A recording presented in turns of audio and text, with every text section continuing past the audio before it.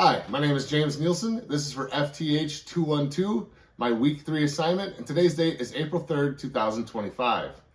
In this week's assignment, I will be going over a reflection of our week 1 assignment, and in part 2 of this assignment, I'll be installing these excess night sights on our PSA dagger. Now, before we get started, I want to go ahead and say that there's no live ammunition present on my workbench or in my work area. And with that said, we'll go ahead and begin part 1. All right, so part 1 is a reflection of the week 1 assignment we did for this class. And the first question we have here is, knowing what I know about striker-fired platforms, would you alter any of the answers I provided? And I answered no. I put a lot of thought into my answers, and that's what I went with. And I knew, from what I knew, that those were going to be the likely causes of those malfunctions. So now, if not, what can you do to continue to increase my knowledge of the inner workings of this type of operating system? Well, I'm an avid gun collector. I love taking these things apart, different brands, different manufacturers.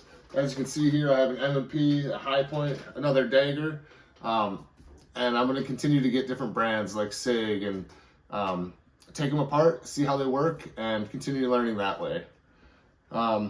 Now let's go ahead and move on to part 2. All right, let's do part 2 of this assignment. For that, we're gonna go ahead and show clear on our PSA dagger here. I'm gonna go ahead and remove our magazine. No live ammunition present in the magazine. No live ammunition present in our chamber or our mag well. This firearm is clear and safe. We'll go ahead and remove the slide.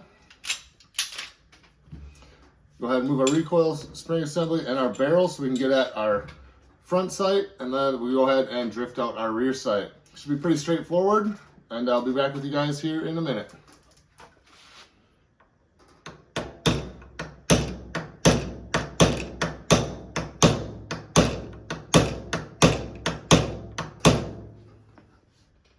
All right, so there you have it. I have the new excess night sights on. I'm still working on cleaning the sights off. I'm gonna go ahead and re-blue the sides here where I used the punches to drift them in. But before I do that, we'll go ahead and go over these questions. Did I encounter any fitment issues, and how did I solve? I didn't really have any fitment issues. The rear sight was a little bit tight, not terrible at first, so I just slid it over this 600 grit piece of sandpaper here just to smooth out the bottom of the sight. She drifted in nice and smooth, and I don't think she's gonna drift out of place, so we're good there. What precautions do you take to avoid damaging your replacement sight or slide? Honestly, I just use caution. Every strike that I take with a punch, I'm making sure that I'm firmly placed on a nice solid surface and I'm not going to hit the slide or, cause any damage. So just being very aware of what I'm doing and what size punches I use. Once I get a little bit further into the channel, if you want to grab a smaller punch, helps out without sliding around too much. But would using a sight pusher make this process easier?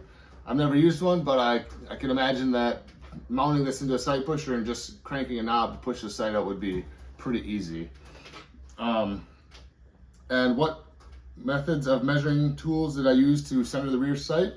I really just use my caliper here with the little part that comes out here. And I just find a fixed point on the side of the slide here and then just measure in on each side until I get a nice centered rear sight. So that's how I go about doing that.